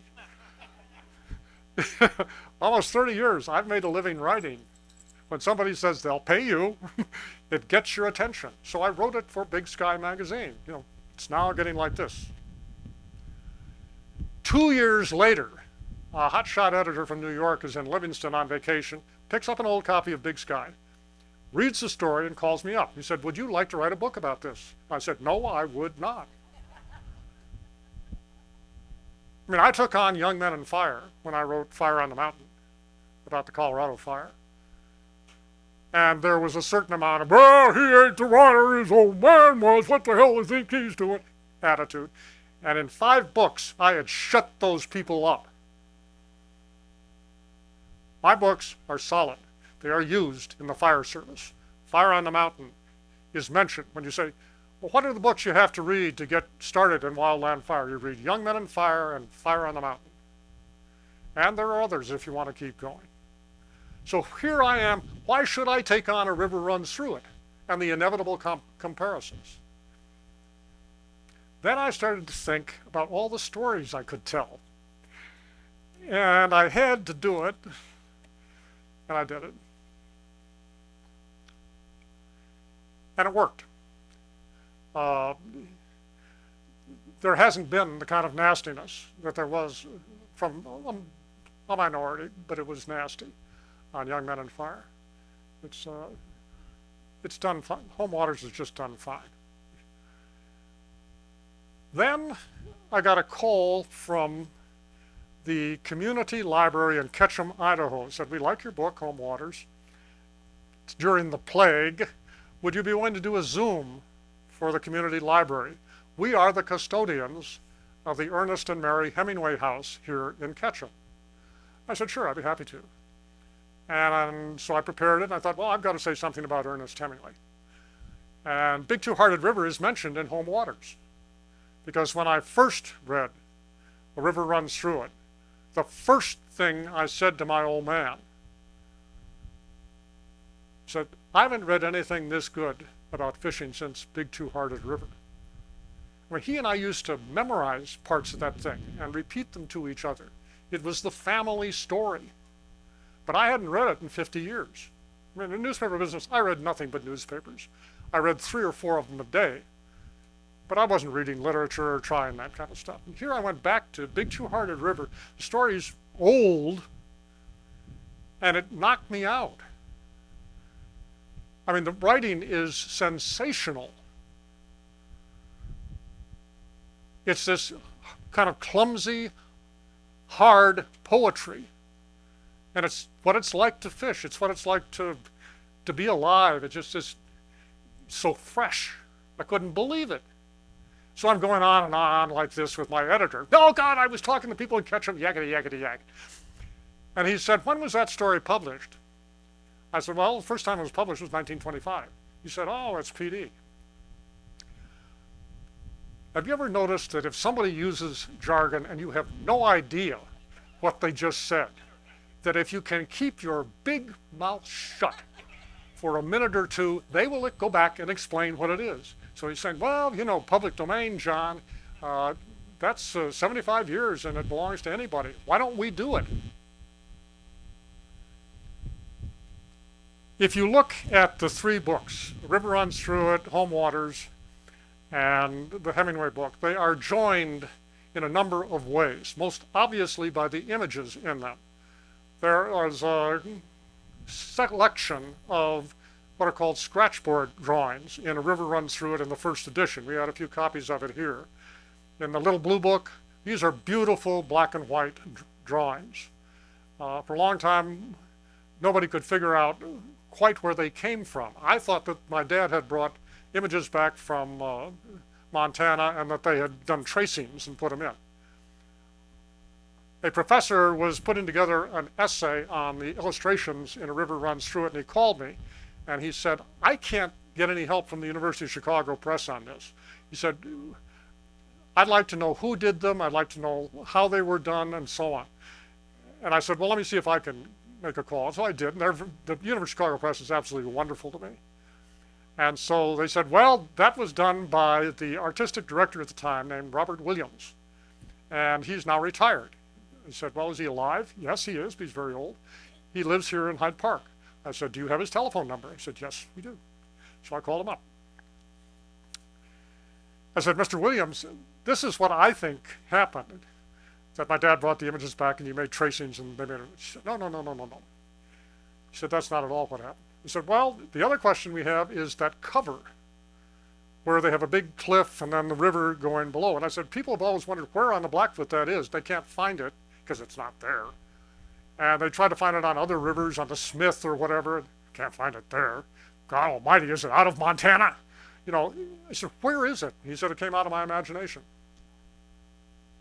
He said, that's what I thought the story looked like, and so I did that. And that's what he did with each one of those scratchboard drawings. They are original artworks by Robert Williams. So I said, where are the originals? He said, they're gone. And I called the press back and they're gone. Tossed out. Oh. So when we were doing Home Waters, I said to my editor, Peter Hubbard, I said, Peter, look, we're going to get linked to A River Runs Through It, and when you get rolled like this, just roll with it. Why don't we do the images? So they're now called wood engravings. This is a term of art. I'd call them, pen and ink drawings, but they're called wood engravings because that's what they are. They engrave them. And we got a guy to do them. And they're all original. and they are all tied to the text, which the ones in a river runs through it are not. They're general. Mine are specific, because I'm a reporter. And I had a hand in a lot of them. On the road to the buffalo image, where you see two travois and squaws riding on the travois, I looked at it and I said, you need to put in 2 dogs. I said, this isn't complete without 2 dogs. Why do you think that, John? I said, because take a look at Charlie Russell's When the Land Belonged to God. And what do you see in the lower right-hand corner? You see a wolf. And it makes all the difference. This isn't just a picture of buffalo coming up from a river. This is a picture of life, interconnected life. And that's the way the Indians traveled. They traveled with dogs. So there are 2 dogs there. And there were other things like that all the way through it. We got through with 11 of them. And Peter called me. And he said, we've run out of money. And we're 1 shy on the wood engravings. I said, you mean the one right at the end, at the final epilogue one, where it looks like the first one, where it's a big river scene, and the first one, there are 3 guys in the river fishing. A big guy and a little guy in the foreground, and a medium-sized guy in the background. And to me, that's me and George Kunenbergs in the foreground, and my dad in the background. And then in the last one, you have this big sweeping river, big background, very similar. And there's 1 medium-sized guy fishing in the river. So at the end of the story, I'm the only one left. So that's what it means to me. He says, we've run out of money. I said, I'll pay for it. These things are not cheap. It was almost $1,000 for 1 wood engraving. But we did it. I'm glad we did it. Then we came to Ernest Hemingway and the Big Two-Hearted River. And there wasn't even a discussion. Absolutely, we're going to do this. And we got a different guy to do it. And if you get the book, it's just a beautiful book. But it's a 100-year-old story. You can pick your centennial year. 1923 was the first year that Hemingway worked on it. 3-page draft. 1924 is the year he really worked on it, wrote the story, finished it. 1925 is the first year it came out. So we've got 3 years to ding, ding, ding, ding. And in any sport, if you get a triple, you're doing just fine. The book came out on May 9th. My birthday was on May 10th. And that was my 80th birthday present. Not many people get anything like that. But the page from my grandchildren is the one that I framed and put on my desk so I can read it. So where does this leave us? To me, I feel kind of like it's the end of something. That, by the way, is the title of Ernest Hemingway short story. I feel like River Runs Through It started this. Fire came in the middle. We made a mark on fire. My dad did, I did. We have the 75th anniversary coming up next year, and I've accepted an invitation to give the talk in Helena. I must have some kind of death wish. Every time I turn around, I'm accepting something that could result in real catastrophe. So I'm going to work on that really hard between now and next summer. And then at the end, I write a story, a chronicle, not a memoir. Memoir is just about you.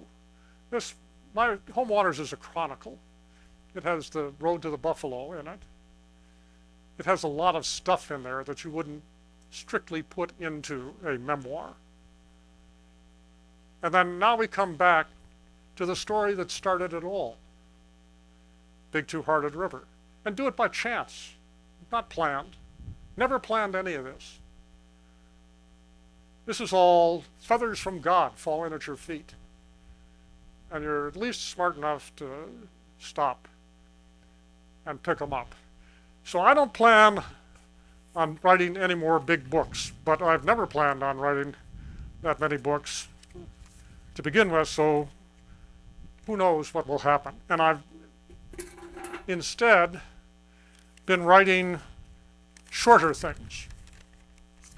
So I'd like to read a couple of things.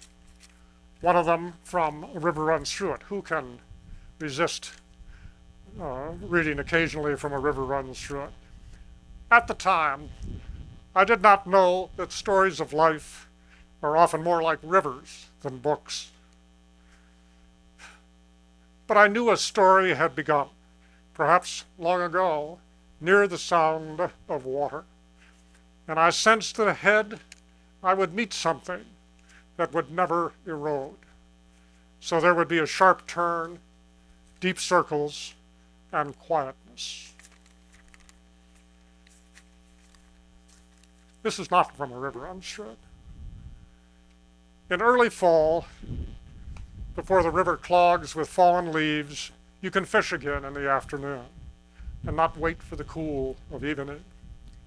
October caddis pitter along the water's surface, and unless there's a trout right there to take them, they drop their eggs and almost miraculously regain the air. The world slows, but the trout unlimber after the sluggish summer months and gorge themselves before the snows fly. More than any river, lake, or stream, my father loved the big Blackfoot River. Most of all at dusk, when fish rise and memories surface. From those and countless other times, he caught the unspoken words and rhythms of the river, and in time, and in his own words, he passed them on. Thank you.